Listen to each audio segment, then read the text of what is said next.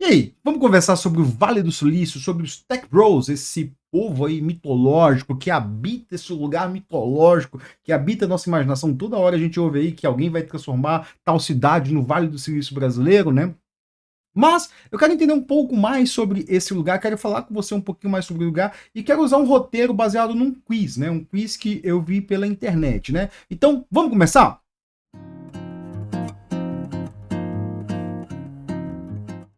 Bom, para quem não me conhece, meu nome é Victor Osório, canal Computação Crítica, e hoje eu quero falar do Vale do Silício, né? Isso aqui não é um cafezinho, quase todo dia eu tenho um cafezinho, isso aqui que são vídeos que eu falo sem roteiro sobre temas relacionados à computação, desenvolvimento de software, programação, etc. E aqui eu quero falar de Vale do Silício, né? E para começar, eu quero seguir um quiz que o professor Adolfo compartilhou, né? O professor Adolfo da UTFPR compartilhou, ele fez 11% nesse quiz, e eu quero responder ele, traçar alguns comentários aqui sobre esse assunto, né? Então vamos começar, né? O quiz chama I am a Tech Bro, ou seja, eu sou um brother da tecnologia, eu entenderia isso, mas eu sou uns caras da broderagem da tecnologia, né? Podemos usar esse nome aí, sei lá, não sei, né? E a gente vai entender um pouquinho mais sobre isso aí, né? Então, vamos começar? Aqui diz que são 18 frases que a gente vai ter que concordar ou discordar, né? Então vamos começar pela primeira. Ele pergunta assim: se eu me identifico como homem? Sim, eu me identifico como homem. E aí você vai entender, cara, quantas pessoas no Vale do Silício, quantos CIOs, quantos líderes ali, são homens e são mulheres, né? Eu não sei se você tem essa ideia de quantos são, mas eu vou te dar uma dica aqui. São poucas as mulheres que lideraram empresas no Vale do Silício, né? A mais famosa era uma senhora chamada deixa eu ver aqui o nome dela, Elizabeth Holmes, né? Eu não sei se você conhece essa pessoa. Deixa eu fazer uma busca rápida aqui, né? Se bater aqui, você já vai ver, né? E aí você deve ter pensando, eu lembro desse rosto, né? Esse rosto foi muito famoso alguns anos atrás, e é até engraçado que essa pessoa ficou famosa, né? Usando uma imagem de um outro grande CIO do Vale do Silício, né? Que era o Steve Jobs, né? Vamos até dar uma olhada aqui. A gente vai pegar aqui as imagens, né? A gente vê que ela tem as fotos parecidas com o do Steve Jobs, né? Ela sempre se coloca assim nessa posição, essa camisa preta, com essa gaula alta, né? Ela sempre escolheu uma estética parecida com a do Steve Jobs, né? E qual foi o fim dessa mulher, né? Porque foi uma mulher aí que conseguiu crescer, né? Ela está presa hoje, né? E se você quiser saber mais sobre isso, tem um filme sobre veteranos, recomendo bastante, tem um documentário, tava na HBO. Ela basicamente era uma golpista, tá, galera? Assim, tipo, não, ela era uma golpista. Tem um filme que eu achei maravilhoso, né? Um documentário sobre que eu achei sobre o tema, né? Então, assim, na verdade, assim, bota a culpa nela, né? Mas a culpa é o sistema, talvez. Vamos pensar, né? Então, voltando aqui, eu tô tentando fazer aqui um raio-x do Vale do Silício, né? Eu quero botar aqui que, ao começo, eles são majoritariamente masculino, porque grande parte dos tech bros são homens, cara. Assim, são poucas as pessoas. Se você para e pensa aí, quem são as pessoas famosas do Vale do Silício, poucas mulheres vão estar lá, né? Então vamos botar que se eu me identifico como homem, sim, né? Vai dar que eu sou um tech bro, né?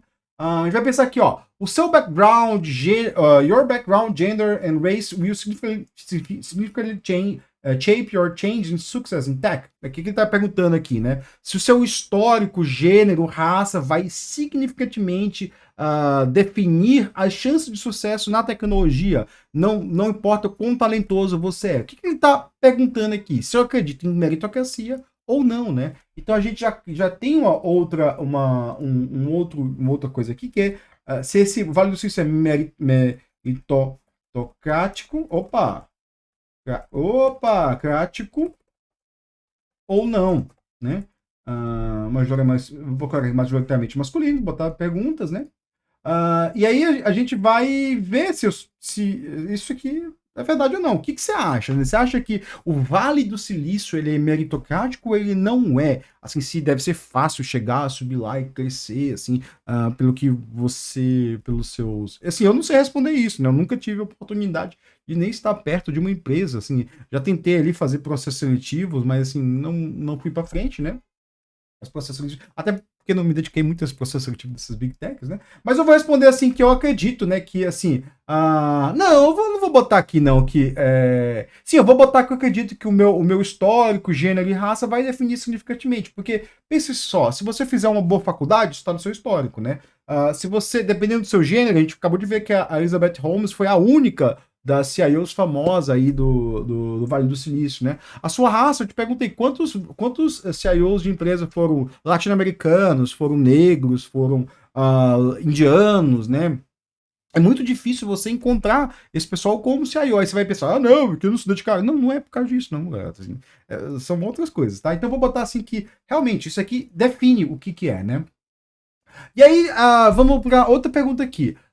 O capital, o venture capital, né? Naturalmente flui para as melhores ideias e os fundadores mais espertos, né? Aí você tem que entender o que é venture capital, né? Vamos procurar o que é venture capital. Vou procurar a definição de Google mesmo, né? Deixa eu pegar aqui e jogar no Google, né? O que é venture capital? Eu quero ler aqui, ó. Venture Capital, capital de risco, é um tipo de financiamento focado em startups pequenas e pequenas empresas com alto potencial de crescimento e inovação, geralmente em setores de tecnologia, né? Investidores aportam capital em troca de participações societárias, incluindo riscos elevados na expectativa de retornos expressivos, muitas vezes através de um IPO e aquisição. O que é? Assim, essas pessoas elas chegam, né?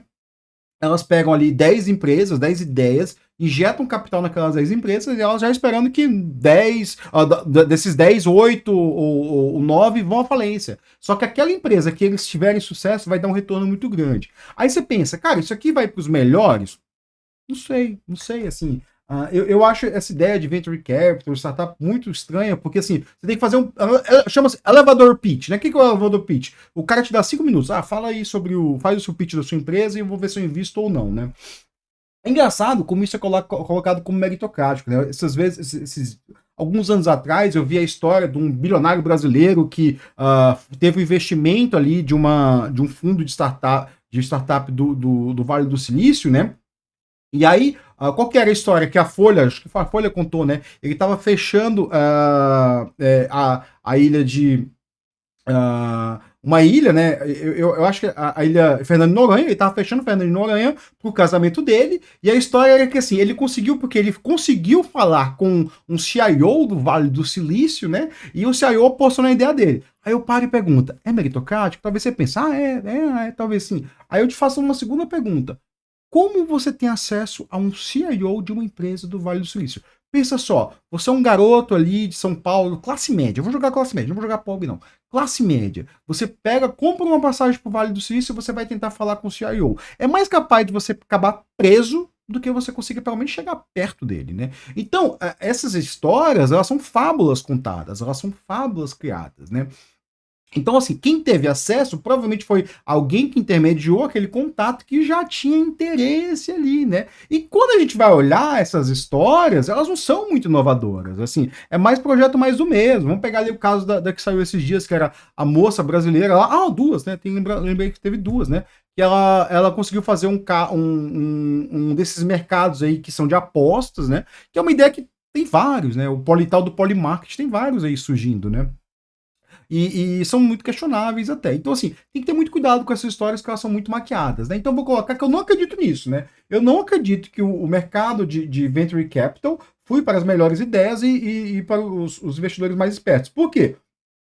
Porque existe uma seleção muito grande, assim. Para você chegar lá e mostrar, você já tem que passar por um funil muito grande, até mesmo de indicação. Por exemplo, eu não sei como você chega lá e dá uma ideia para esses caras.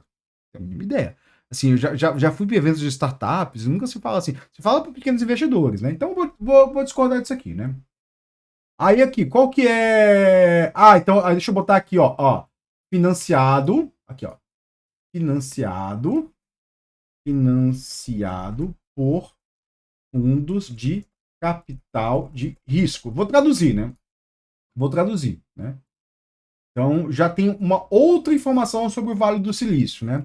Então, vamos aqui. Programas de diversidade e cotas atualmente são injustos porque determinam o mérito. Aqui ele está falando novamente de meritocracia. Ele está dizendo aqui que, eu já vou botar aqui um checkzinho aqui, ó. Meritocracia, aqui, ó.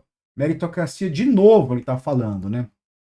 Ele está dizendo que programas de diversidade de cotas são injustos porque eles tiram o mérito da pessoa, né? Eu não acho, eu acho programas de cotas justos, assim, por quê? Porque é muito difícil você ter acesso a esses ambientes, né?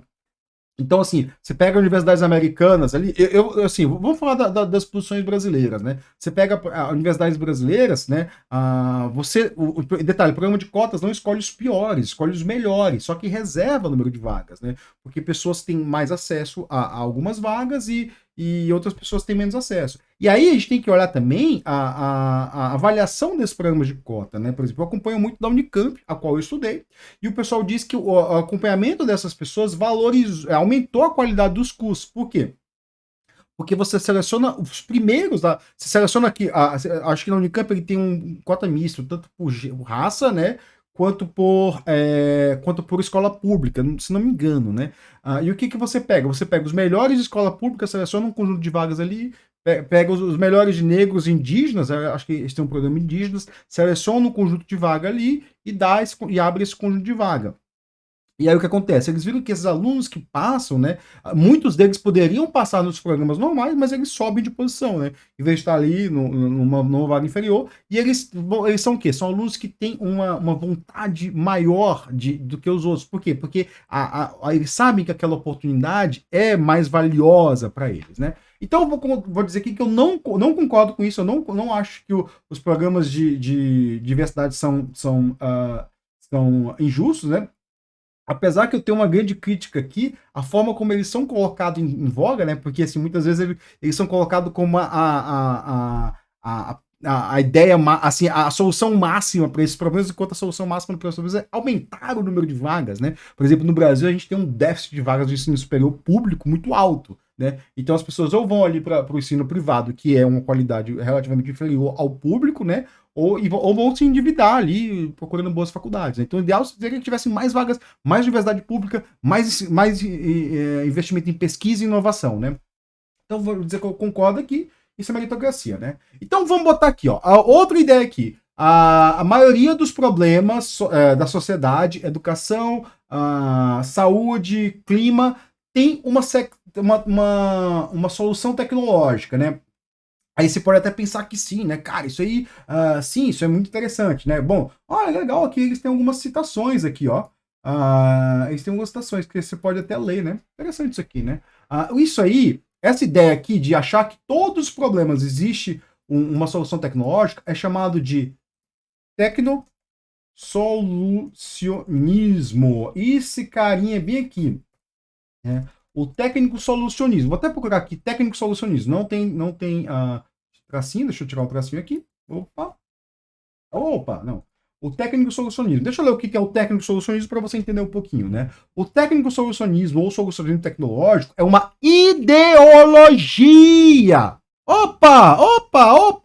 Olha o termo ideologia aqui. Que defende que todos os problemas sociais, políticos e ambientais podem ser resolvidos por meio da tecnologia, geralmente através de algoritmos, inteligência artificial e dados de aplicativo.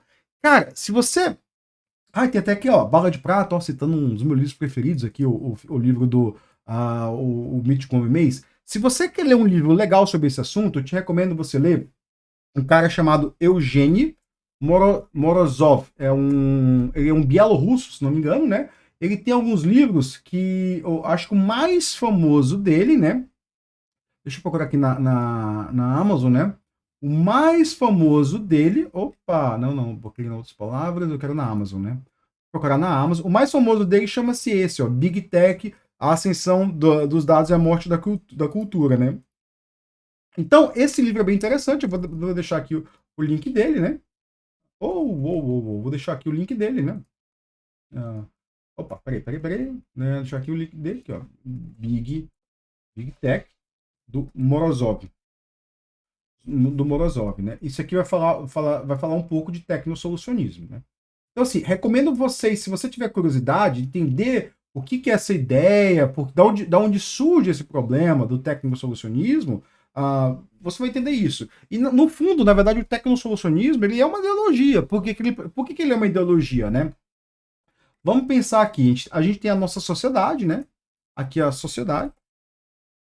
Sociedade, deixa eu diminuir essa letrinha aqui, ó. Sociedade, opa, não. Aqui, ó, diminuir essa letrinha. Essa sociedade, ela tem uma série de problemas. Vou botar aqui esses problemas como P, né? E vou fazer um grafo aqui, ó. Essa sociedade possui problemas. Essa sociedade possui problemas. Por quê? Porque, e aí, assim, eu vou ter que usar esses problemas, ele vem de cultura.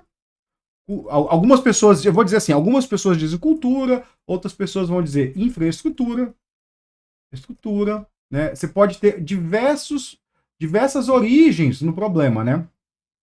Aí assim, você pode falar assim, cara, isso é metodológico isso aí. Eu falei, não, basicamente é que eu estou dizendo, ó, isso aqui é de direita, isso aqui é de esquerda. Então, basicamente, estou dizendo isso aqui, ó. Beleza? E de esquerda dizendo que ainda que é marxista, né? Eu não sou marxista. Né? Que também que isso gera os problemas, né? E aí você tem a tecnologia, né? A tecnologia. Uma tecnologia que vai resolver os problemas, né? Seria mais ou menos essa a ideia do tecnosolucionismo, que os problemas estão aqui no meio, né? Mas no fundo, a gente sabe que não é isso, né? A gente sabe que, assim, isso aqui, ele realmente, isso aqui, a cultura e a tecnologia gera os problemas, né? E há uma via de mão dupla aqui entre a sociedade e a infraestrutura, né? Assim, elas se moldam, se retroalimentam, né? E a tecnologia é um fruto disso aqui, ó. A tecnologia, ela não é neutra, ela é fruto da infraestrutura e da cultura que a gente vive, né? Então, podemos falar assim. Então, não é a tecnologia que vai resolver os problemas, né? Ela pode até resolver os problemas, né? Mas mas assim, talvez se a gente mudasse ali coisas como a educação. É isso, a gente melhorar a educação do nosso povo, né? Eu gosto muito de campanhas publicitárias, né? Por que a gente não faz propaganda, tipo, valorizar um perfil, né? Muitos países fazem isso, né? Tem propaganda para valorizar um tipo de perfil social, né? Como procurar ali, sei lá, tem várias coisas, né? Pode também mudar a infraestrutura, porque que, sei lá, a gente tem instituições muito as pessoas são muito pobres, por que a gente não gera programas de emprego, de renda, né? Por que a gente não tem isso? Então, assim, não é a tecnologia que vai resolver o problema, né? Muito pelo contrário, existem outras coisas aqui, né? Então, isso aqui gera, eu vou falar, gera, resolve.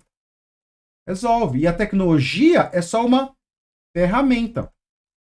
Ferramenta, né? Tipo, então, aí isso aqui, em vez de ser mão única, seria mão dupla, né? Seria mão dupla. Eu colocaria assim, né? Então, assim, e isso aqui é muito discutível, tá, galera? Assim, não quero bater o martelo nisso aqui, não. Isso aqui é um debate bem aberto, né? Então, técnico-solucionismo, eu não sou técnico-solucionista, então eu vou discordar disso. Eu não concordo que a maioria dos problemas da sociedade tem uma solução tecnológica, né? E aí vamos para outra ideia aqui. O processo democrático pode ser lento, mas é a forma como as sociedades fazem suas decisões. Tecnologia não deve sobrepassar ele. O que está a ideia aqui, né? Isso aqui é o bom e velho tecnosolucionismo de novo, né? Só que ele parte de uma outra ideia de que a democracia ameaça a tecnologia, né? A democracia ameaça a tecnologia, né? Então, ele parte dessa ideia. Eu discordo disso veementemente, né? Então, tem até um dos filósofos que eu gosto, que chama... Deixa eu até pegar o livro dele aqui, ó. Amazon. The Technological Society. Tecnológico, esse livrinho meio que de 56, se não duvidar. Ele vai ter um capítulo lá no meio que ele chama Unbalanced Technology, né? Assim, a tecnologia desbalanceada. Que é quando a gente tem uma fé muito grande na tecnologia e a gente acredita na tecnologia. No fundo, ele está falando de tecnosolucionismo ali, né? Depois ele fala um pouquinho mais isso aí num outro livro chamado The Technological System, Lu. Ele fala um pouquinho mais disso nesse outro livro aqui, The Technological System, né? E o que ele faz aqui, né? Ele coloca, quando a gente tem fé demais na tecnologia, a gente acaba ficando desprotegido das pessoas que influenciam a tecnologia. Porque a tecnologia tem pessoas aqui por trás, ó. Pessoas que influenciam.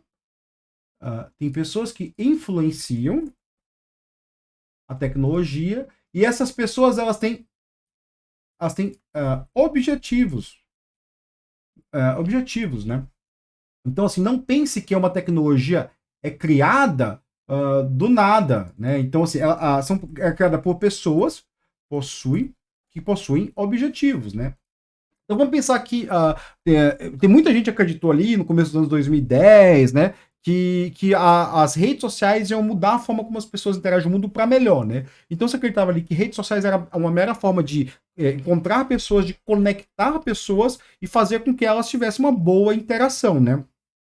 Só que o que se viu depois? Se viu que as pessoas que estão aqui controlando essas tecnologias, elas não são tão boas quanto se parece, né? Vamos voltar aqui para, no caso que aconteceu ontem, né? YouTube, YouTube, YouTube, YouTube, YouTube, YouTube and Meta found guilty. YouTube and Meta found guilty. Aqui, ó. Vou botar aqui até para traduzir essa página. Cadê? Onde é que tem translate aqui, né? Não tem translate? Não tem translate, mas assim, ó. Ele tá dizendo aqui que ativistas comemoram que a Meta e a YouTube foram derrotados num negócio num processo de vício em redes sociais. Ou seja, existe uma campanha contra os ativistas, né? A gente pode também procurar uma outra coisa chamada Facebook Whistleblower. Tá aqui até na busca, né? Tá errado o escrito ali, mas tem aqui o Facebook Whistleblower, né? Vamos entender esse caso aqui, falar rapidão dele, né? O que foi o Facebook Whistleblower, né? Oh, meu Deus, esse cara, não consigo ver as coisas, né? Vou pegar aqui o Facebook Whistleblower. Eu não vou abrir, mas eu vou deixar aqui a fotinha da Franz Haugen, né? Essa pessoa aqui que ficou bem famosa, né? E aí, assim, não ficou bem famosa de fama, né? O que é essa pessoa? Ela era uma cientista de dados que ela começou a trabalhar na Meta, e aí ela teve ela teve a oportunidade de fazer algumas pesquisas relacionadas ao vício em tecnologia e transtornos alimentares, o perfil do usuário do Instagram.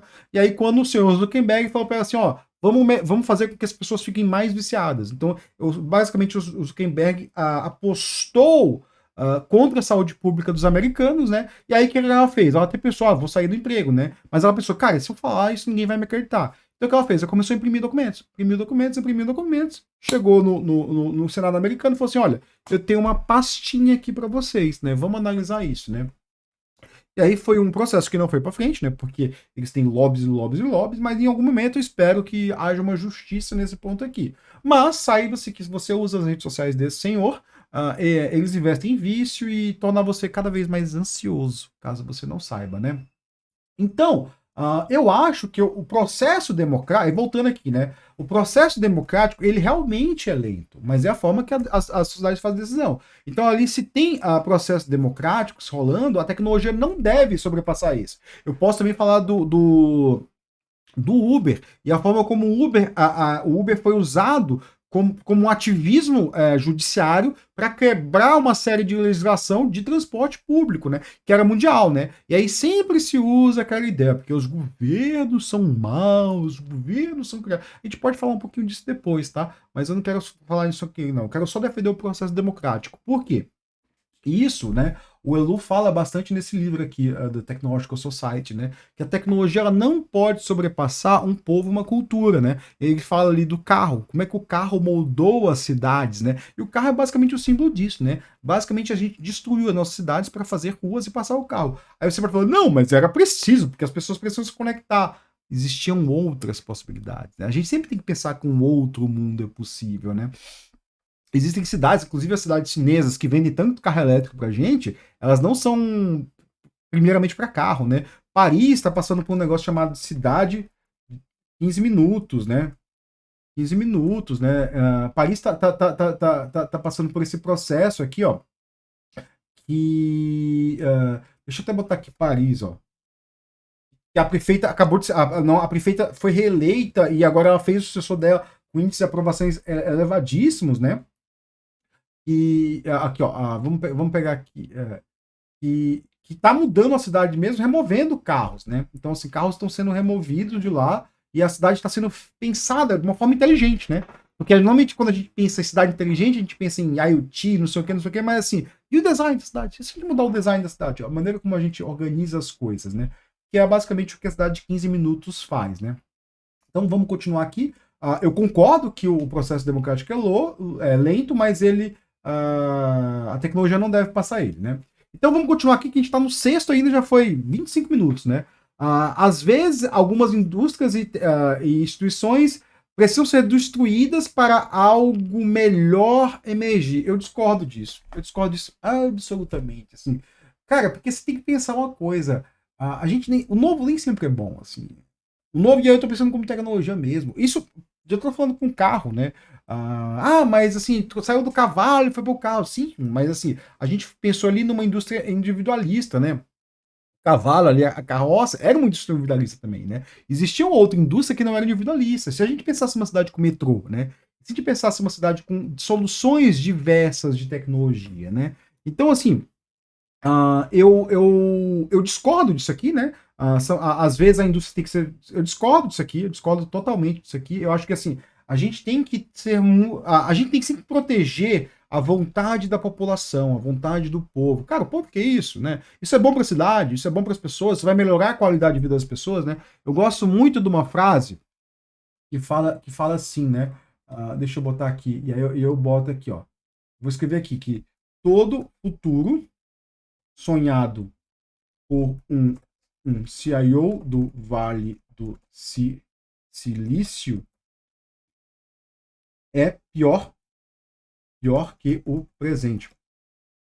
Assim, eles usam muito essa ideia de que a gente precisa evoluir para ficar dando soluções para a gente que às vezes a gente nem precisa, né? Assim, sejamos sinceros.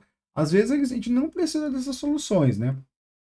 Então a gente tem que ter muito cuidado com essas ideias, né? Tipo, nem tudo que chega é bom. A gente tem que perguntar, e aí, é bom ou não é, né? Eu seria a favor, assim, de existir conselhos urbanos, regionais para as pessoas, né? E as pessoas vão lá e falam assim, então a gente vai passar uma rua aqui nesse meio do lugar para passar carro? Eu falo, não! Eu quero metrô nessa bagulho aqui, né? Aí quem vai pagar assim? Cara, a gente paga imposto, a gente consegue pagar isso, né?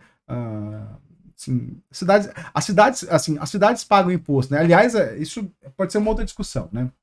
Então, assim, não, eu não concordo com isso aqui, né? Então vamos.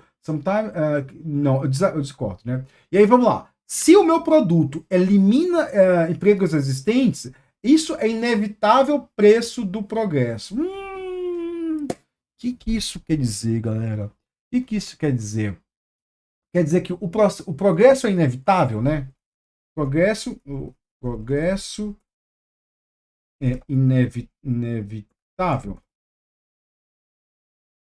Eu sou muito reticente com essa ideia de progresso ser inevitável, porque é muito interessante essa ideia de progresso abstrata, assim, ela é muito usada pelo Vale do Silício, a tecnologia está avançando, né? E a gente tem uma série de tecnologias aí que falharam, né? Eu acho que a IA em algum momento vai falhar, né? A IA vai estar ali no mesmo lugar do metaverso, a IA vai estar no mesmo lugar do cinema 3D, essas coisas que falharam e foram jogadas no passado, vão ficar no passado, galera. Assim, tem que esperar muito com essa ideia de progresso, né? E aí, esse aqui brinca muito com a ideia de progresso social também, que eu também, assim, sou um pouco reticente, né? Porque o progresso social é visto como se estivesse numa constante evolução, né? Eu acho a ideia de progresso é um eterno retrocesso, né? Não é um retrocesso de, tipo, ser ruim ou bom, assim, né? A sociedade vai e vem de acordo com os ventos. Então, assim, eu sou muito... Eu levo com muito cuidado essa ideia de progresso, né? Não que eu discorde de algumas coisas, de maneira nenhuma, né? O que eu acho é que a ideia de progresso, ela parte do pressuposto que a sociedade ela está evoluindo com o tempo desde o começo, né? Eu não concordo com essa frase, né? Eu concordo que a gente teve momentos de quebra da sociedade, né? Mas assim, não vou discorrer tanto sobre isso aqui não, tá, galera? Assim, então, eu discordo com isso aqui. Se o meu produto elimina empregos, isso é inevitável para o preço do progresso. Por que eu discordo disso aqui? Eu discordo que, assim, cara, se eu estou criando um produto que vai deixar um grande parte da população desempregado, eu tenho que dar uma solução para aquilo. Não pode eu usurpar de toda a sociedade, usurpar da maneira como aquelas pessoas vivem, e eu ficar ali reinando soberano. Até porque tem uma outra questão, que é a questão da economia, né? A economia, ela se retroalimenta dos empregos. Uma sociedade forte é uma sociedade com uma classe média forte, com pessoas que têm poder de compra, né? Então, assim, eu discordo disso aqui. Então, vamos discordar, né? Regulações regulações governamentais desincentivam a inovação, slowdown, desaceleram a inovação e, ultimamente, atrapalham com tudo. Cara, isso aqui tem um grande fator ideológico, né? Vamos voltar aqui e vamos pensar bem aqui nesse problema aqui, né? Então, ele está dizendo aqui que as regulamentações governamentais, né? As regulamentações atrapalham, né? Deixa eu diminuir aqui, né? Atrapalham o progresso, atrapalham a tecnologia, né? Atrapalham a tecnologia, né?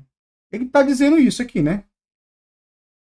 Mas a gente tem que procurar entender da onde vem essas regulamentações, da onde eles surgem, né? E aí na cabeça de um burocrata do Vale do Silício, né? Eles surgem de um negócio chamado Deep State, né? Eles têm essa ideia que se chama Deep State, né?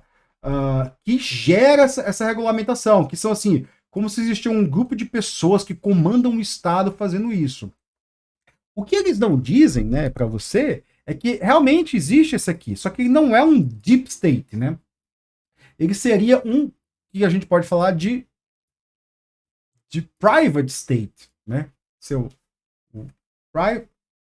private state. O que é o private state? Isso aqui eu vi um rapazinho fazendo uma live explicando isso. É uma ideia que já existe na sociologia, não sei se é na sociologia, né? O que é o private state? É o gerado pelo lobby. O lobby dessas pessoas ricas, né?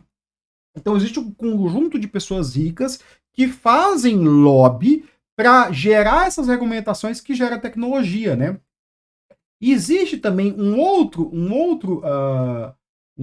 tipo de Estado, que é o public state. O que é o public state, né? O public state, isso aqui, ele vem da democracia, né? Então, quando as pessoas elegem representantes, eles realmente representam as pessoas, né? Esse Estado público, ele vai gerar essas regulamentações. Então, regulamentações, elas podem vir tanto do que a gente chama de private state, quanto de public state. E esses dois, eles estão em choque. Eles estão em choque. Eles são opostos, né? Eles são opostos. Esse aqui pensa no interesse público e esse aqui pensa no interesse privado dessas pessoas que têm lobby, né? E aí pensa só, quem que tem dinheiro para fazer o lobby? Pensa aí, você tá aí, sua casa aí, sentado no celular, vendo a TV, você tem dinheiro para pegar aí em Brasília, marcar uma reunião com um deputado e propor um projeto de lei? Não. Você não tem esse dinheiro. Imagina o Congresso americano. Quem que tem esse dinheiro, né? Quem que tem esse dinheiro? A gente pode olhar aqui a posse Donald Trump, CIOs. Essas pessoas aqui têm, né? Eu gosto mais de uma outra foto. Essa aqui. Eu gosto mais dessa foto aqui, porque revela o real interesse desse rapazinho aqui, né? Quando ele está olhando aqui para os dots da atual esposa do Jeff Bezos aqui, né? Quando ele está olhando para os seios dela. Porque esse rapaz é um ser desprezível, né? E o senhor Jeff Bezos, eu gosto muito da ex-esposa dele, que doa todo o dinheiro que recebe dele, né? Que recebe da empresa, né? Então, essas são as pessoas que fazem lobby. Faziam lobby e ainda fazem lobby. Assim, regulamentação de redes sociais é uma coisa muito difícil, tanto que tá aqui, ó. Essa senhora apareceu, essa pessoa apareceu no noticiário, não foi no atual governo que tem o lobby dessas pessoas. E ela não foi ouvida.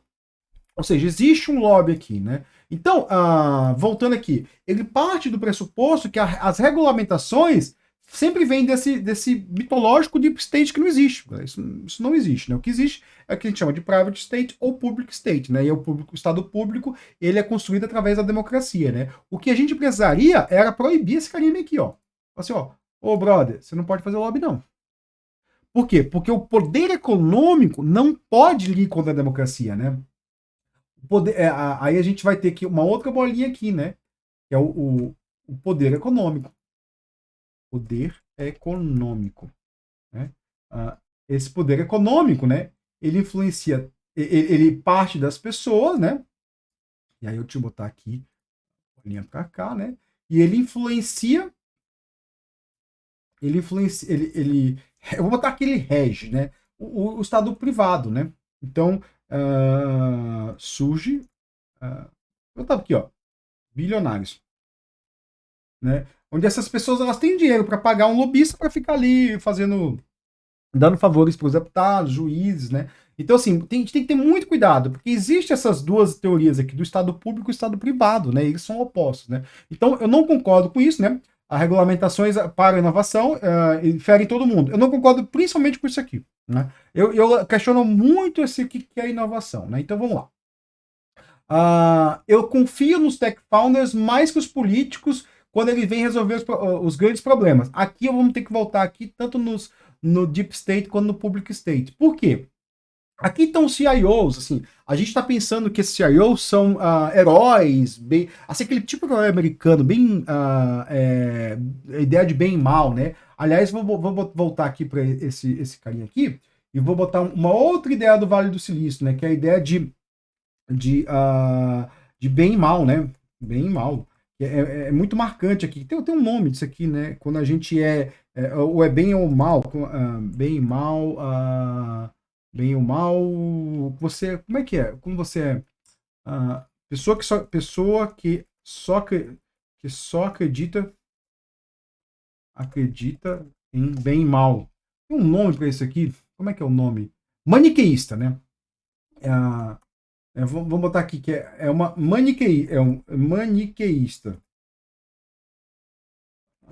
Então, o Vale do Silício, ele é muito maniqueísta, assim. Aliás, na verdade, ele não é, né? Ele finge ser, né? Onde, assim, os CIOs do Vale do Silício são bonzinhos, que pensam em você, e os políticos são malvados, que estão ali para destruir a sua vida, né? Então, eu não acredito muito nisso, não. Até porque, assim, esses caras, eles não são bonzinhos. Eles são altamente individualistas. Eles contam mentiras absurdas, né? Esses dias passou um vídeo de um cara chamado Mark Anderson. Andressen. Um vídeo desse cara aqui que tem cara de vilão de filme da Pixar, né? Ele tem a cara ali do Megamente, né? Ele tava falando assim que as pessoas não existe subjetividade, que a subjetividade foi inventada só há 50 anos, que as pessoas não pensavam muito, não tinham muita subjetividade, que é bizarro, assim, tipo, as pessoas têm subjetividade, não é só. Ele até falou assim, né, que essa subjetividade foi inventada ali com Freud, com aquelas pessoas, assim, meio que desprezando eles, né? Só que, assim, cara, tá em cartaz um filme excelentíssimo sobre o Shakespeare. Que não é o Shakespeare in Love, né? É o Shakespeare. Como é que chama o mesmo nome do filme? Shakespeare. Filme. Aquele. Hamnet, né? O Hamnet. Cara, esse filme é maravilhoso. Esse filme, assim, a peça existe faz 500 anos quase, né? Então a subjetividade existe faz 500 anos. E se você, não, mas ainda é recente. Bicho, vou te dar uma dica, ó. Leia o livro de Jó. Lê esse livro bem aqui, cara. E assim, não vai ler adaptação porra nenhuma, não. Lê o livro, se você quer ver, né? Esse livro aí deve ter uns 3 mil anos. Não esse aqui, obviamente, né? O da Bíblia. Ele deve ter uns 3 mil anos por aí. Ele conta a história de um homem que fez tudo certo e sofreu um grande mal. E aí ele fica se lamentando porque ele olha para os outros e fala assim: pô, eu fui justo e eu estou sofrendo, cadê os outros? Os outros não foram justos. Então, assim, já tinha ali subjetividade, né? Mas esse indivíduo aqui, ele tenta reescrever a história para dizer para você que você não tem que ter subjetividade, né? Então, assim, uma pessoa. Esse aqui é um cara, assim, que ele é vilão do filme da Pixar. Tipo, então, eu vou dizer que eu não acredito nisso, eu não confio nos tech founders mais que políticos, né? para mim, assim, existem políticos que você tem que decidir aqui, se eles estão, você tem que decidir, o que ele está representando? Ele está representando o Estado privado ou o Estado público? Porque eu, como uma classe média, cara, eu só dependo do Estado público, né? Assim, eu não dependo do Estado, o Estado privado não vai fazer nada para mim, não vai abrir concessão nenhuma para mim, tipo, não vai fazer amizade nenhuma para mim, né? Aliás, voltando aqui, né, eu já vou botar que eu discordo aqui, mas assim, se eu estava discutindo com alguém no LinkedIn, ele estava falando que o Elon Musk tem um grande faro para investimento, que ele só coloca investimento, ele ganha todos os investimentos. No fundo, o que o Elon Musk faz, né? Ele olha para onde o governo americano está apontando e investe naquilo, porque ele confia muito nos financiamentos americanos, né? Então eu vou dizer que eu discordo disso aqui, né? Eu não confio mais no político, né? Vamos que tá. Já tá quase 1 hora de vídeo, 40 minutos de vídeo, já foi 10 perguntas, né? Aqui, ó, as plataformas de tecnologia se tornaram muito poderosas para se autorregular. Nós precisamos de um oversight. O que é oversight? Eu até tenho uma ideia aqui. Acho que é um conselho público, né? Oversight é a supervisão pública. É, tipo um conselho ali, um conselho público. Sim, eu concordo com isso aqui, eu concordo absolutamente, assim. Hoje as plataformas de mídia ali, Facebook, Instagram, YouTube, TikTok, elas são muito poderosas, elas têm muito dinheiro. Cara, assim, elas conseguem mudar a opinião das pessoas. Aliás, como elas têm informações sobre a opinião da pessoa, assim, não vai achando que você publica ali e ninguém sabe o que está pensando. Não, eles sabem ali, eles têm estatística de, tipo, olha, o que as pessoas estão pensando e eles conseguem, tipo, dar um shadow ban em alguns assuntos ali, diminuir a visibilidade de algumas pessoas. Então, eu concordo sim que as plataformas. E aí, isso aqui também tem uma outra ideia, que é a ideia de uma deixa eu ver se está aqui, uma tecnologia, tecnologia politicamente neutra. A tecnologia não é politicamente neutra. Ela não é de jeito nenhum, né? E os dados que a gente tem são usados para moldar a nossa decisão, né? Eu gosto muito desse livro aqui do Big Tech, né? E ele colocou uma coisa que eu achei fenomenal, e eu já passei por essa experiência, né? Imagina que você está ali discutindo com a sua esposa, seu marido, seu afim, alguma coisa assim, né? Ou seu cachorro no WhatsApp, você fala assim, pô, tô pensando em virar vegano. Aí você joga essa ideia, né? Aí você bota seu celular no bolso, vai passear, e aí você tá passeando num lugar, passa em frente, entra no shopping, tem 2 lojas no shopping que estão fazendo um leilão de publicidade, né? E aí joga no leilão, vê quem paga mais, aí um açougue vai lá e ganha o leilão. Aí fala assim, estamos em promoção de picanha, você quer comprar? E aí aquela sua decisão de estou pensando em virar vegano, ela é influenciada por uma promoção que surgiu pelos seus dados. Olha só. Isso é possível. Eu já vi isso, cara. Entra em shopping, pega shopping, você vai ver que você recebe SMS do nada, você recebe mensagem no WhatsApp do nada. Por quê? Porque eles sabem as suas informações, eles sabem onde vocês estão. Aliás, reduziu nos últimos tempos, interessante. Para mim, reduziu, pelo menos, né? Mas poderia ser tanto um açougue quanto uma loja que vende produtos veganos ali, né? Então, a tecnologia não é politicamente neutra. Ela não é. Então, vou dar um X aqui, ó. Não é, né? Ela tem lado, né? Então, eu vou dizer aqui que as plataformas estão. Sim, eu concordo, né? E vamos continuar aqui. Eu admiro os fundadores que trabalham mais de 80 horas na semana. Eles mostram um real comprometimento. Puta, cara, eu discordo disso aqui totalmente. Bicho, eu trabalho 40 horas por semana, eu já fico cansado pra caralho, né? Por que eu vou admirar alguém que diz que trabalha? Porque assim, isso aqui é um mito, cara.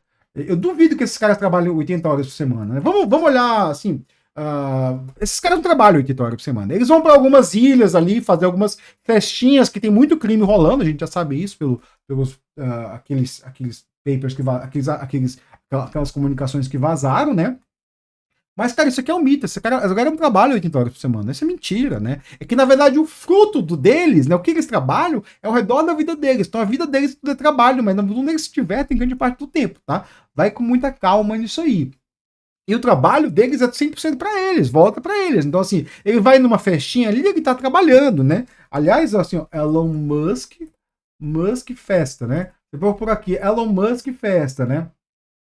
Ele vai em diversas. Esse cara vai em festa todo dia, velho. Ó, ele criou uma festa selvagem, né? Curte rave. Eles não trabalham 80 horas por semana. Isso é mentira, galera, né? E aí, por que tem esse mito? Para fazer você trabalhar 80 horas por semana. E para dizer para você que eles só eles só cresceram porque eles trabalham demais, enquanto eles não trabalham demais, né? E eu digo pra você, cara, tenha uma vida balanceada, curte sua família, tenha diversão, leia livros, cara. Não só livros técnicos, leia livros de ficção, né? Esse dia eu tava falando de um livro aqui chamado Cândido, ó. Excelentíssimo, ó. Recomendo vocês lerem, né? Cândido. Consuma cultura, né? O Vale do Silício ele é muito assim, contra a cultura. Eles não gostam muito de cultura, né? Querem que você seja tecnicista, né? Até apesar que eles nem entendem cultura, né? O Sam Altman lá, o Scan Altman, como o pessoal fala, né? Ele acha que o filme Her era bom produto dele, né? Pra quem não sabe, o filme Her, Movie. Esse filme é de 2013, excelentíssimo filme, né? Ele conta a história de um cara que se apaixona por um agente de inteligência artificial, né? Excelentíssimo, recomendo bastante, né? Só que o filme era uma crítica e o senhor Sam Altman ama ele, né? Então vamos aqui, eu não admiro esses caras, né? Eu não admiro esses caras porque, assim, eu prefiro alguém que sabe viver bem. Prefiro admirar a pessoa que sabe viver bem. Alguém que eu admiro, José Mujica. Mujica. Pô, assim, José Mujica. Esse tiozinho aqui é o cara que eu admiro. Esse tiozinho aqui é o cara que eu admiro. Assim, um cara que tinha uma vida simples, sabia viver. E ele deu conselhos maravilhosos. Que ele falou assim: você não compra nada com dinheiro, você compra com seu tempo. Então, assim, quando você tá ali comprando seu carro, pensa o tanto de tempo que você investiu para ter aquele carro. Seria melhor ter esse tempo na sua mão e aproveitar ele. E ele fala uma coisa maravilhosa que eu achei assim: a única coisa que você tem em vida é tempo. A única coisa que você tem em vida é tempo. Então use o tempo sabiamente, né? E aí eu deixo essa frase aqui que eu não admiro, né? Uma vida balanceada, né? Uma vida de trabalho balanceada é um conceito para as pessoas que não são apaixonadas demais pelo seu trabalho. Eu discordo absolutamente disso. Eu adoro meu trabalho. Eu adoro programar, adoro sentar aqui e pensar em sistemas, né? Eu sou engenheiro, eu gosto de projetar sistemas. Mas eu gosto também de ver meus filhos. Eu gosto de ver meus filhos crescer, eu gosto de estar presente na vida deles. Eu gosto de perguntar para eles como é que foi a escola. Eu gosto de torcer quando meu filho vai no campeonato de judô. Eu gosto de torcer quando a minha filha vai no campeonato de judô, minha filha também faz judô. Eu gosto de perguntar, conversar com as professoras dele, perguntar para eles, e aí, como é que eles estão? Saber que meu filho tá amando aprender xadrez, ele fica numa disputazinha com umas amiguinhas dele na escola de xadrez para ver quem é melhor.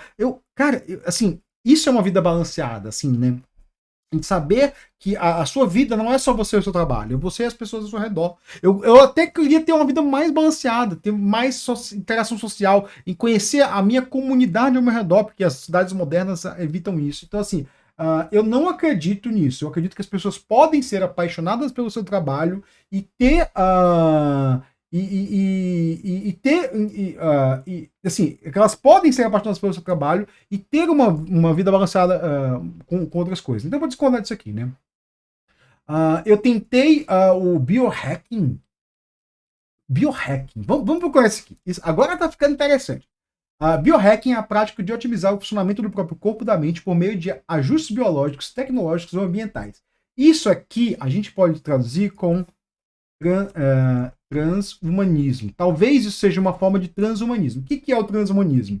Transhumanismo é um movimento cultural e intelectual que defende o uso de tecnologias avançadas como inteligência artificial, engenharia genética e ciborgues para superar as limitações humanas fundamentais.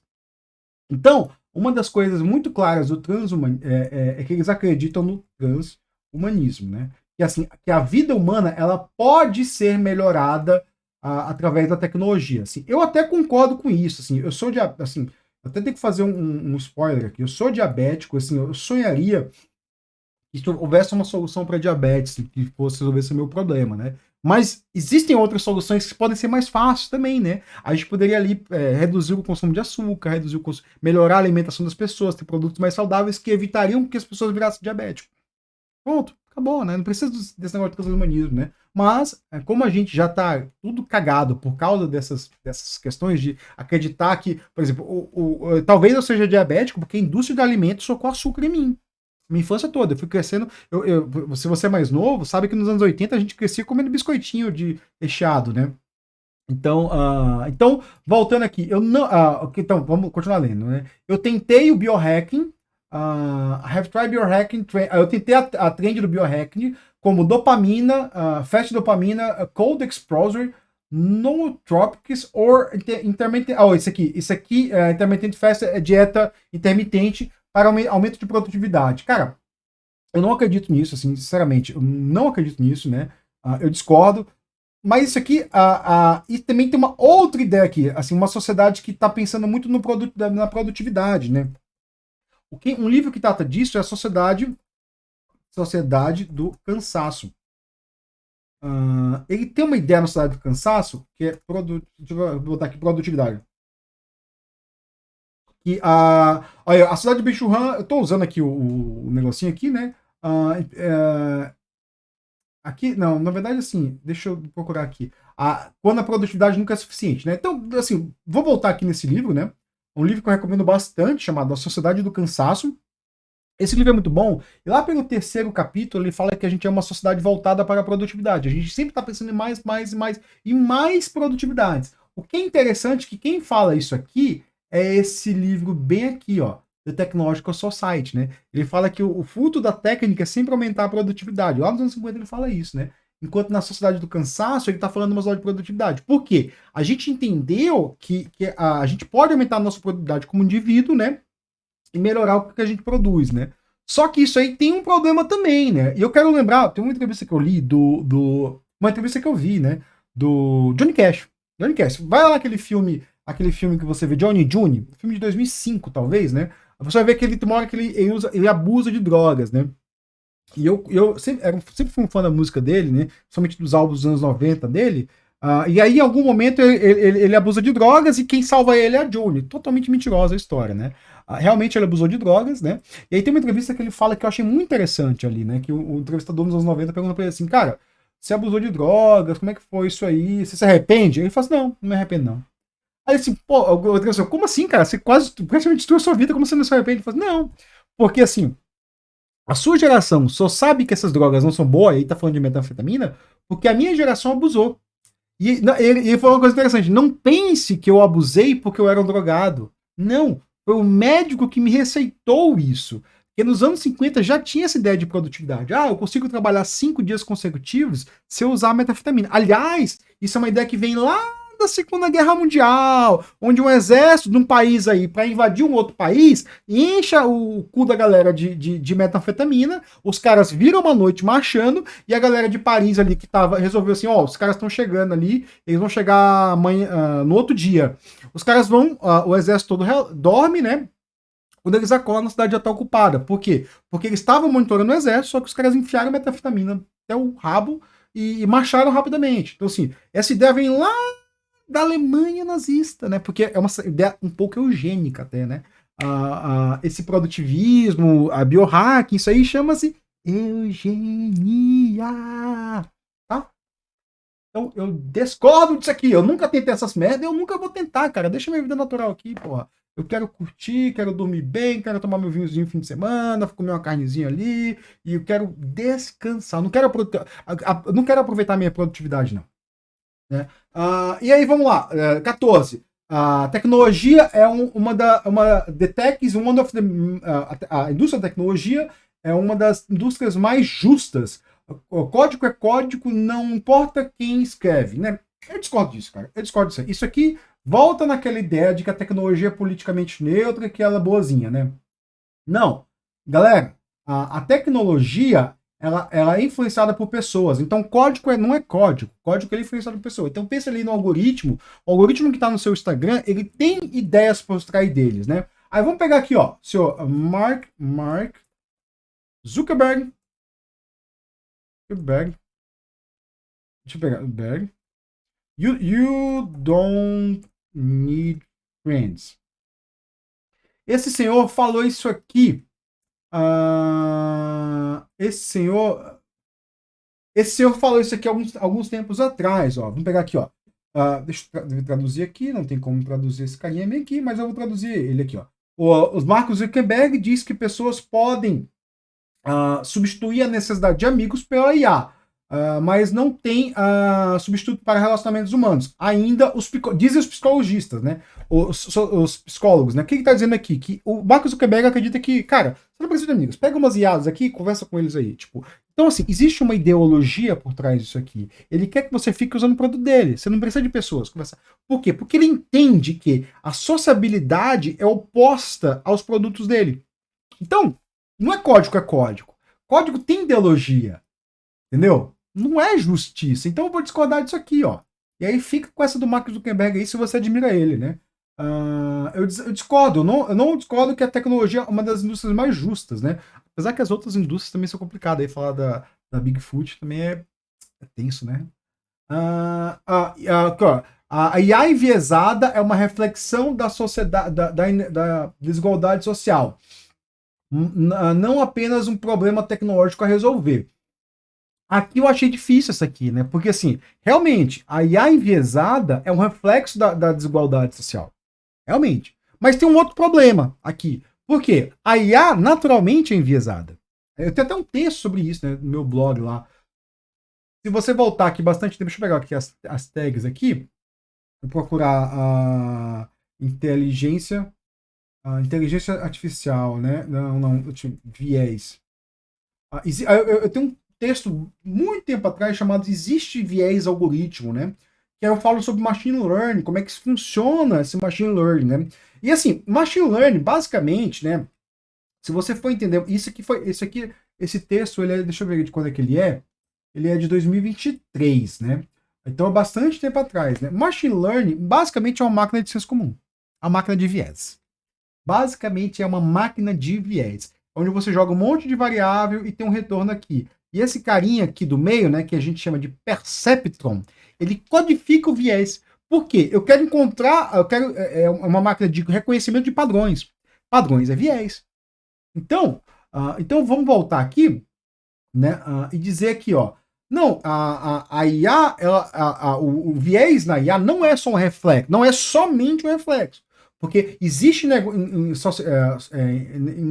desigualdade na sociedade, sim, mas o IA não é só isso, ela já é enviesada, né? E aí tem um outro problema, a gente pensar assim, desigualdade, ela é natural ou ela surgiu durante o acúmulo dos anos através do acúmulo de capital, né? Ou do poder político, né? Então, assim, eu discordo desse tema, mas eu discordo do ponto de vista tecnológico, né? Porque a IA é uma máquina de viés.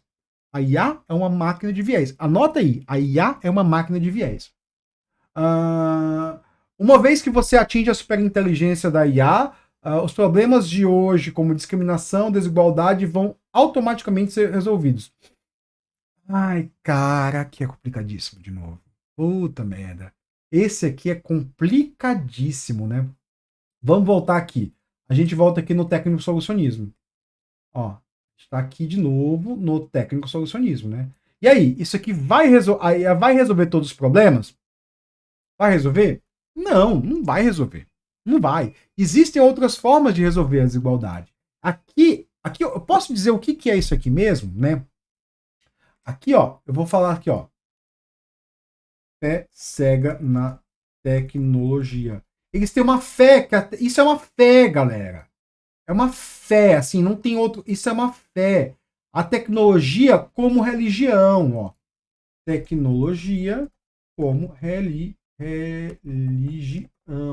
Eles têm uma visão isso aqui é uma visão escatológica, né? Aí vai a escatologia.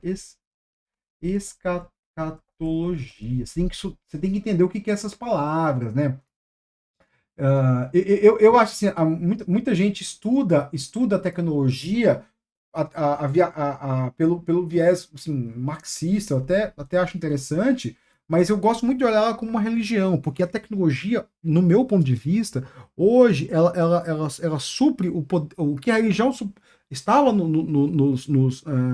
nas religiões antigas, né?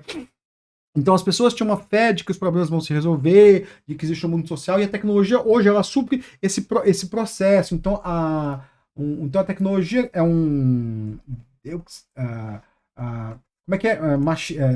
Deus ex machina, né? A tecnologia é um Deus Ex Machina. O que é um Deus Ex Machina, né? Deixa eu botar aqui, e aí eu volto aqui, né? Eu volto ali para ler, né?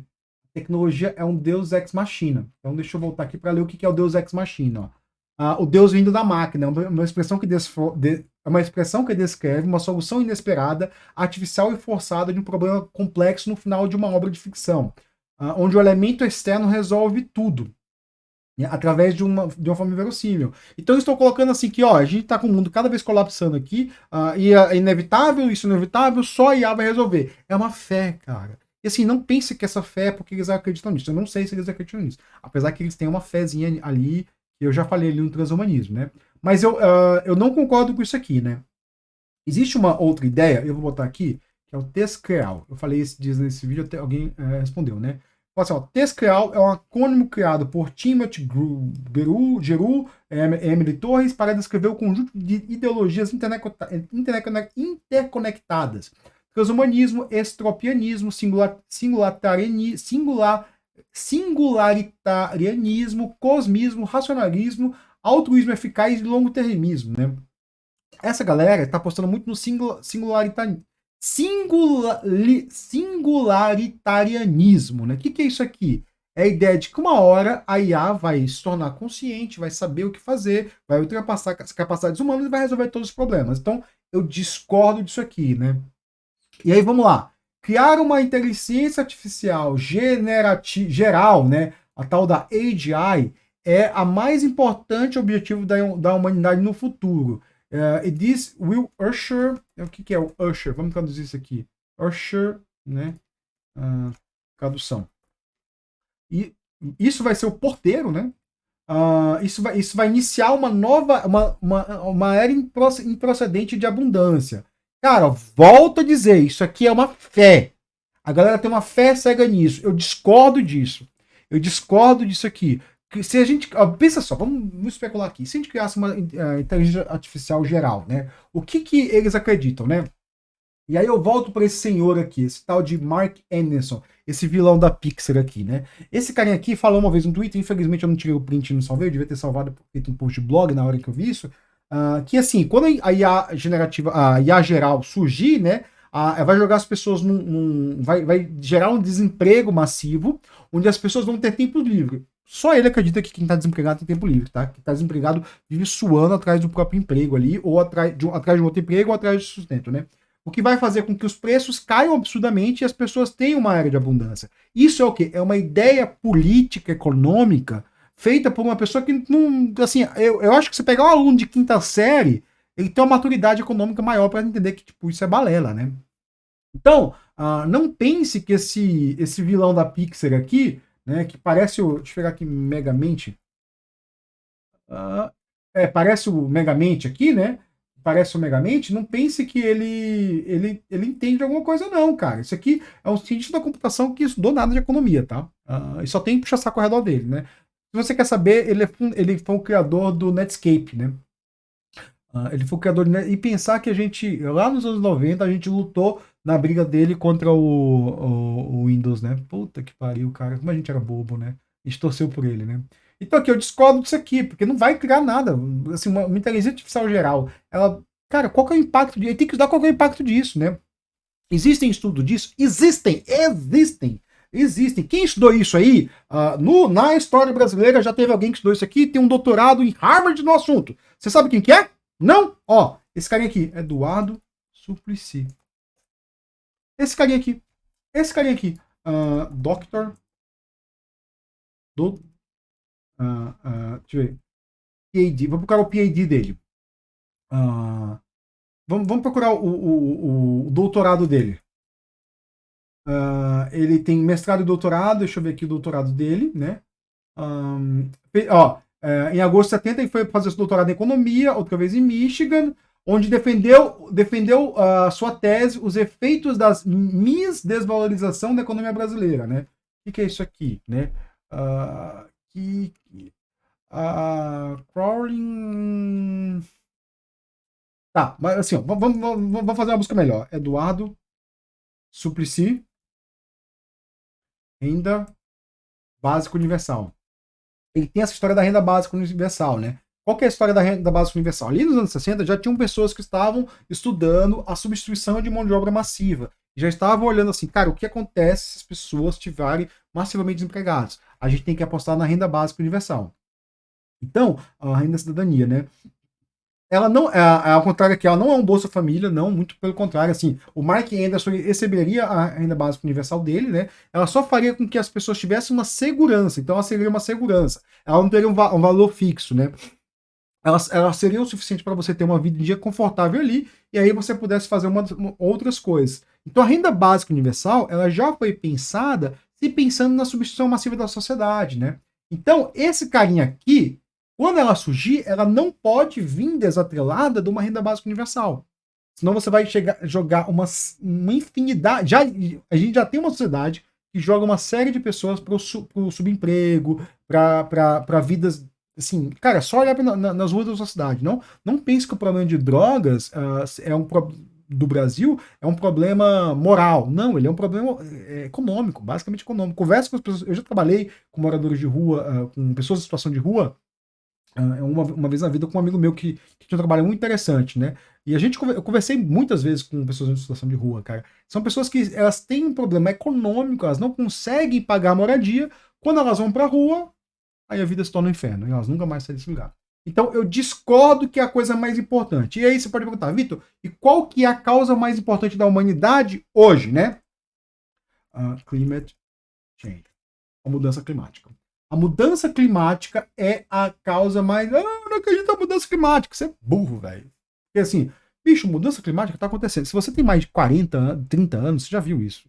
Você já viu como era mais frio no passado, como a gente tá tendo ondas de calor mais frequentes? Ah, mas teve frio semana passada. Sim, a mudança climática não é uma mudança climática pontual. Ela é a média global. Assim, o mundo, globalmente, ele tá aumentando a temperatura, né? A gente pode ver aqui, ó. Graphs. Né? Deixa eu ver aqui, ó. Over sea ice. Arctic over sea ice sobre o tempo, né? Ó como o gelo no Ártico tá diminuindo aqui, ó. Tá vendo? Tá decaindo. Isso aqui é mudança climática, ó. O gelo tá diminuindo no Ártico, entendeu? O gelo tá diminuindo aqui, ó. Tem 85, 2001. Ó a neve aqui, ó o gelo como é que diminuiu, entendeu? Isso aqui é mudança climática. Assim, se você... o mundo está esquentando. Isso não é natural. O mundo deveria estar entrando numa glaciação, mas ela foi cancelada, tá, galera? Isso é o grande problema da humanidade. Então aqui, ó, eu vou dizer que eu discordo que o maior problema da humanidade é criar uma AGI, que não vai dar bulho fazer essa porra aqui. Eu não acredito que ela vai surgir tão cedo. Mind upload radical... Ok. Vamos lá. Agora aqui é porra totalmente loucura aqui.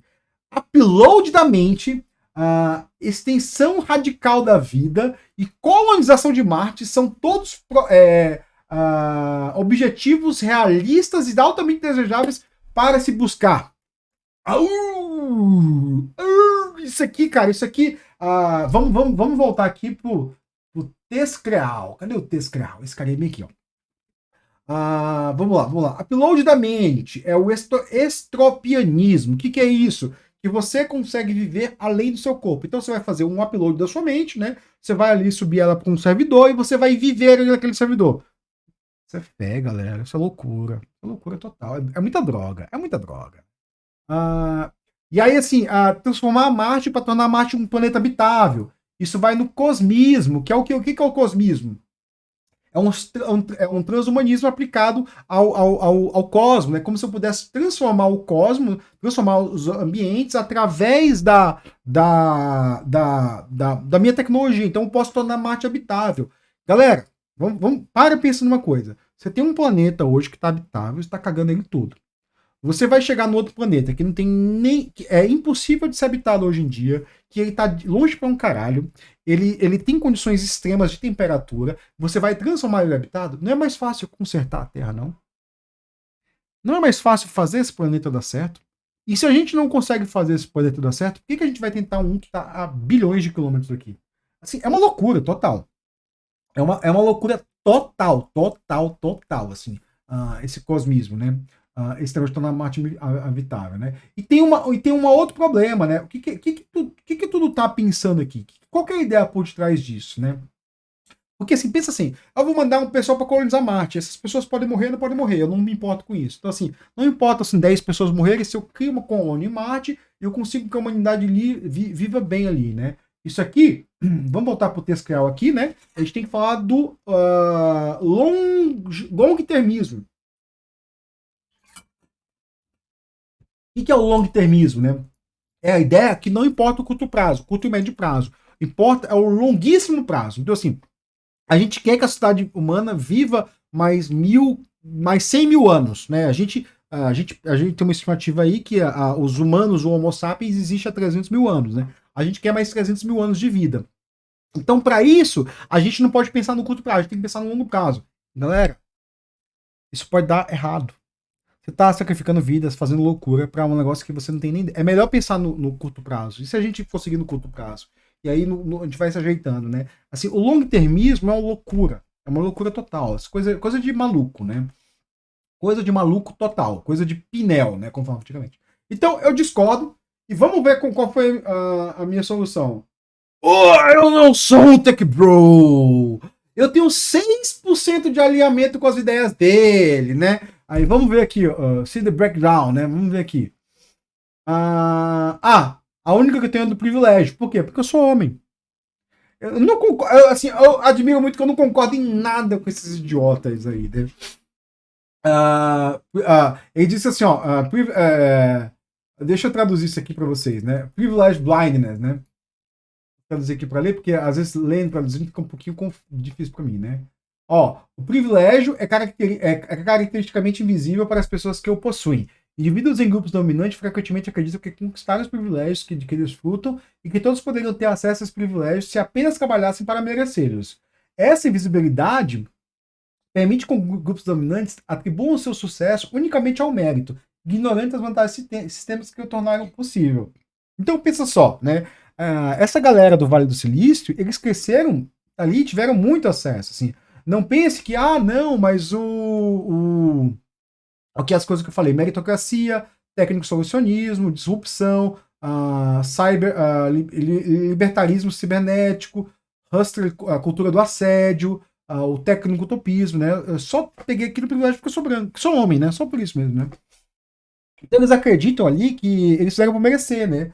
E aí, um dos casos mais comuns é a galera falar do Steve Jobs. O Steve Jobs, pra mim, eu acho como assim, um Deus da nossa. Todo mundo acha que ele é o Deus da nossa era, o Jesus ali. É o cara que encarnou e fez tudo isso acontecer, né? E todo mundo fala assim, ele é alguém que não era privilegiado, ele é alguém que não era privilegiado.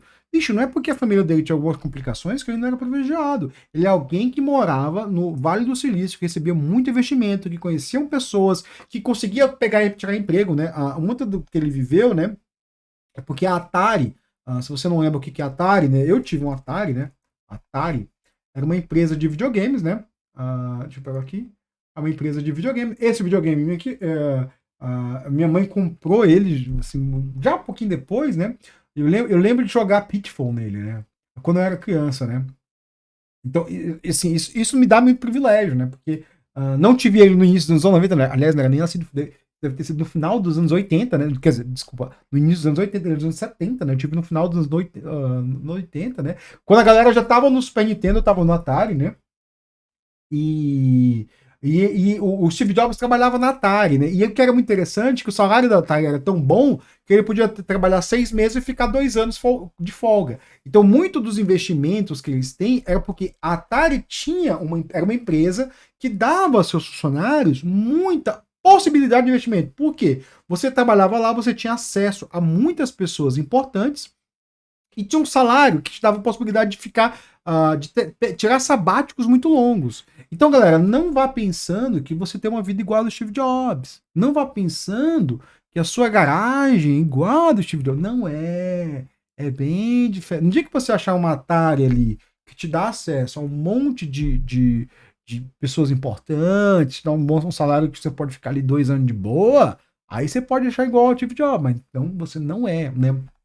E também existia uma cultura toda ali que estava em volta da cultura de inovação que dava muitas possibilidades. Assim, era o Steve Jobs, quando criança, ele comprava livrinhos que ensinavam você a fazer circuitinhos, né?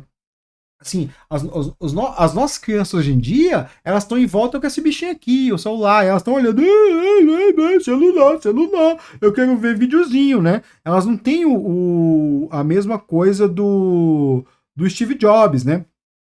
Então tem que ter muito cuidado de achar que a gente vive na mesma cultura e no mesmo caldo cultural dessa galera. Não, a gente vive numa outra cultura, vamos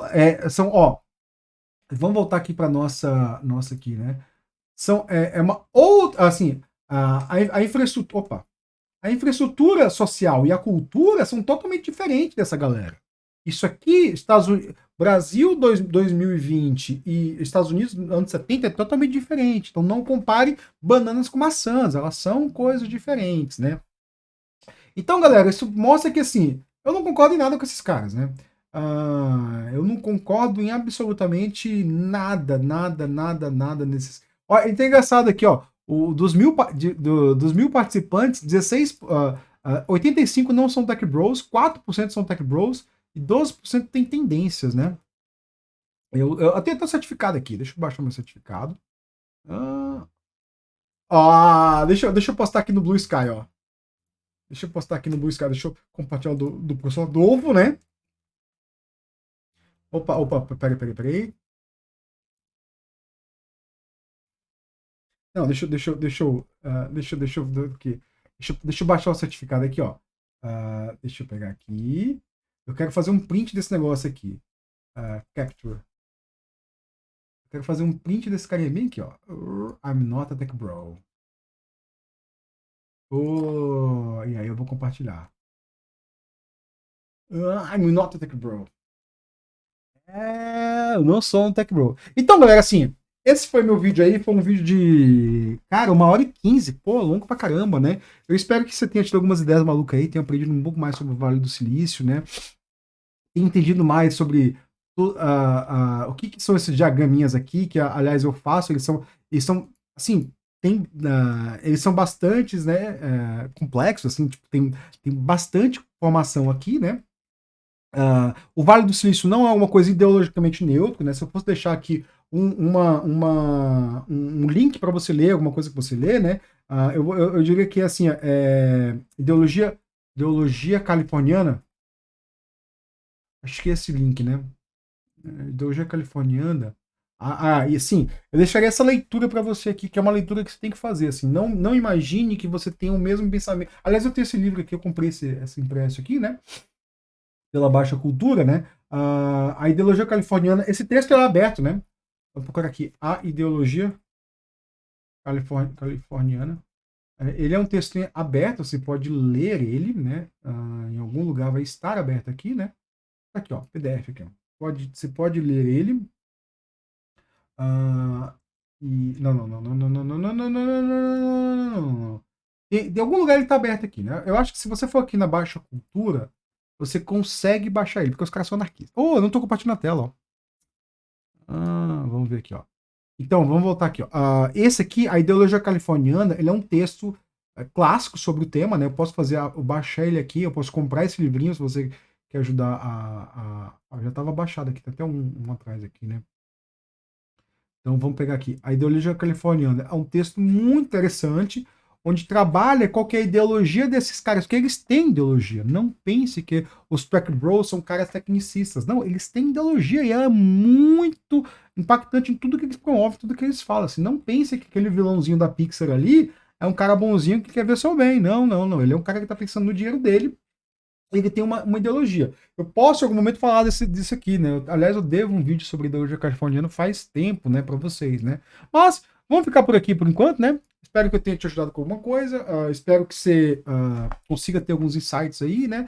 E segue a gente, comenta, compartilha, manda esse vídeo para aquele seu coleguinha fã do Elon Musk que acha que vai viver em Marte, né? Eu acho que assim, é mais provável a gente morrer sem ver alguém pisar em Marte. Eu acho bem provável isso. Por mais que você viva 120 anos, você nunca vai ver alguém lá, né? Eu acho bem provável. Posso queimar minha língua. Se for, talvez seja um chinês, não um americano. Fica com isso, né? Então, pessoal, valeu. Deixa o like, comenta, compartilha, brigadão e segue a gente para mais coisas interessantes aí, mais discussões interessantes. Valeu!